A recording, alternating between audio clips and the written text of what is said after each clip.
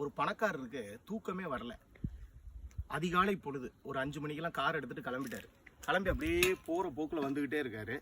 ஒரு தெருவினுடைய முடிவு, முட்டு சந்துன்னு சொல்லுவோம்ல, அங்கே பார்த்தா ஒரு கோவில் இருக்குது. வாசலில் ஒரு லைட் எரியுது. ஒரு ஆள் ரொம்ப சோகமாக உட்காந்தார். காரை நிப்பாட்டிட்டு இறங்கி போய் அவர்கிட்ட என்னன்னு கேட்டார். ஒன்றும் இல்லை, என் பையனுக்கு ஒரு இதய நோய், அதுக்கு ஆப்ரேஷன் பண்ணுறதுக்கு 7 லட்ச ரூபா வேணும். என்னகிட்டயோ ஒரு 200 ரூபாய்க்கு கூட வழி இல்லை. அதான் அந்த கடவுளை நம்பி இங்கே உட்காந்துருக்கேன் அப்படின்னாரு. இவருக்கு ஒரே ஆச்சரியம். உடனே நேராக கிடுகிடுன்னு காருக்கு போனார்.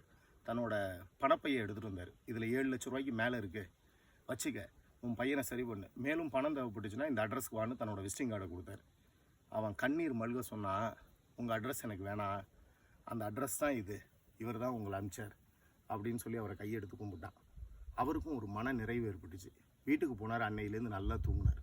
இதாங்க உதவி அப்படின்னு நம்ம நினச்சா கடவுள் யார்